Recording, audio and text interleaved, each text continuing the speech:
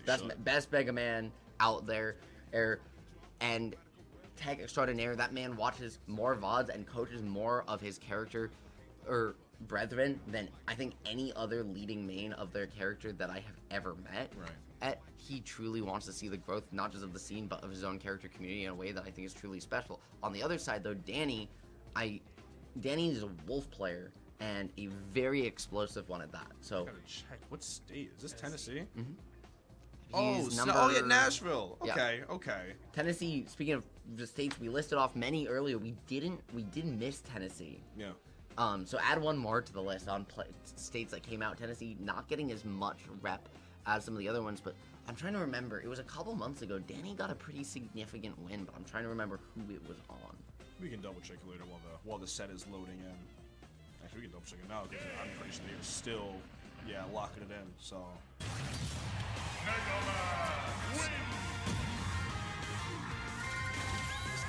This community, that's crazy. Where did they even meet? What tournament was that? Oh, SmashCon. Of course, everyone does SmashCon. Yeah, that makes sense. Mm-hmm. Yeah, he was. Where'd you get this big win? It's usually always like SmashCon or something like that. Mm-hmm. Yeah, he is. I was gonna say he is an incredibly clean. His Wolf play is incredibly clean. Dom, I mean, I know you're no stranger to top level Wolf play. Hey, before you were here in South Carolina, you were over in Jersey, and I mean, well, that state's no stranger to Wolf. Yeah, there's Jackal, there's Ouch up there in British Columbia. And judging from what I'm hearing about this guy, there might be a third Wolf on the way. Wolf, the character you don't really see a whole lot at the top. At that mid-level and high-level, the character is damn near everywhere, but the higher up you go, it feels like the less Wolf you see. And that's because to succeed at that level, right, that extra oomph you need in your opponent game is frame perfect to hit. It's just so technically something that a lot of people don't bother, but Dany looking to add his name to the likes of those you mentioned, also players like Moxie as well. Right? Just the Wolves, whether they're neutral focused, whether they're disadvantage state focused, and early on we're seeing Dany with some very clean spacing and movement here, or as he resets to ledge, he's gonna miss the 2-frame, but keeping it going, he's looking to make his way through this turn, add his name to the ranks of that Wolf. They're off the whisper right now, 50+%. But right now, you are at the ledge. This is where I see so many Wolf games usually fall apart. The minute you lose center stage, it feels like everything starts tumbling away from you. He was definitely looking to capitalize right now. I was gonna say, Wolf's weakness is also Mega Man's strength. This is a character that you often find yourself down with 50-60% because he just does so much movement and shift damage. Dany, unfortunately, just not able to find his way back. Wolf doesn't really have a way to recover from that angle that doesn't align underneath that hard knuckle that Peabnut was throwing out. Now just able to reset back to center.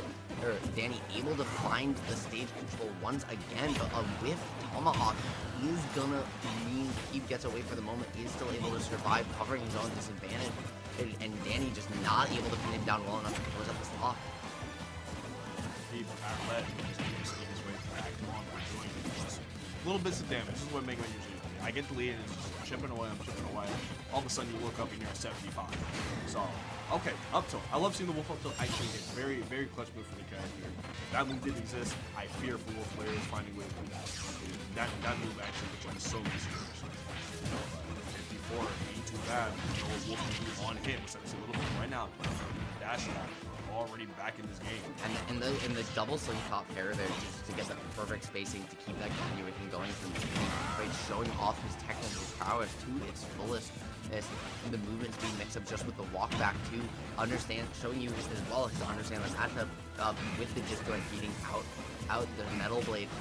But even still, it's been those pellets for Peabnut just really controlling the pace of the match, forcing Dany to jump away on some of these confident commitments and giving Peab those extra 1-2 chances he's needed to really keep this game.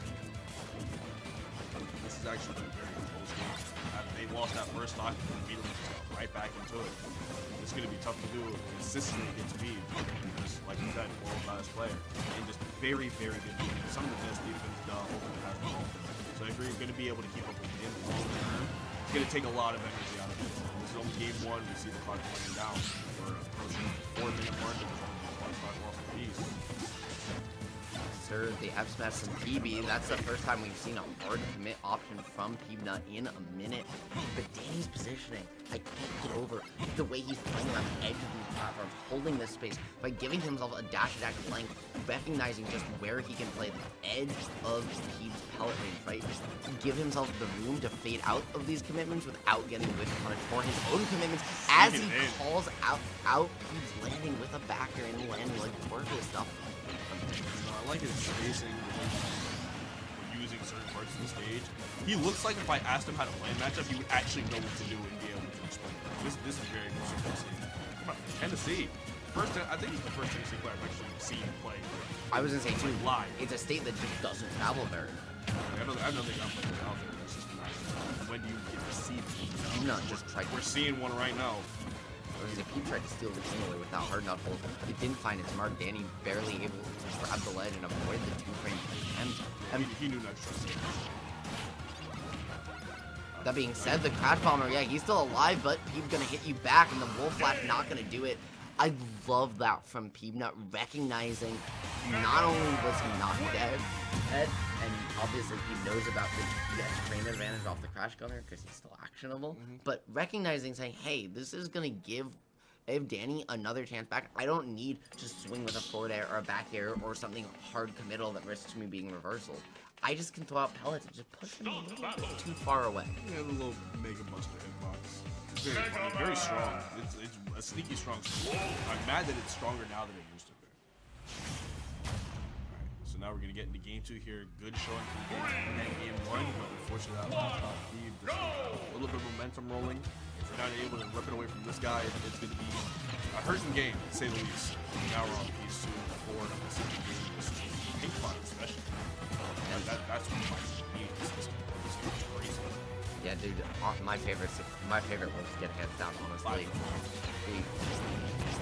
And I like the stage trying to pick 2 extra space. He has 2 minus they have also in terms of 1 stage space, so the most room to work with. And while Mega Man is really good at zoning you, he's good at zoning you in that mid bracket. He doesn't have those long range options that even a character like Wolf has with Blaster, right? So this is a game this is a stage that allows Dany to reset and control the pace of the game if you can just stay alive. Man, yeah, see, like I'm moving strong. Right kill is 76. Okay, yeah, good thing you dropped the show right there. I'm gonna the strength of that smash charge. Quick thing for Dany to finish alive. And we're still in a position to get the stock off very, very soon if we play correctly. This is gonna be a matter of how much Dennis have to take to get him. Already at 50. Tried to recover high, keep covering it. Tried to cover high again, but Dany goes even higher, cuts him off with that side B. 60% instead of that now. And can I just say, on how much Dany committed to that bit, he went for the first Wolf Flash to call out the high. It didn't work, so he just went for it again. Like, who does that? Yeah, no, I'm not going over to any circumstances because Mega Man has way too many things to come up a Wolf recovery from below the line. We saw it in game 1, like Dany was recovering pretty perfectly, and then he got clipped by a metal blade, and all of a sudden it's like, oh, I just can't do that. So it's either going to be above ledge or like at ledge. Dany not having some optimal DI off that forward air, and unfortunately losing the doctor, but something that's really struck me about his play is he's not forcing kill opportunities.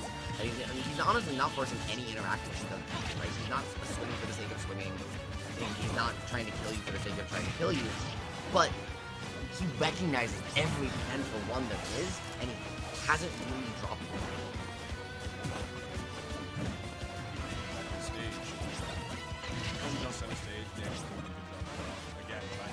Too much damage.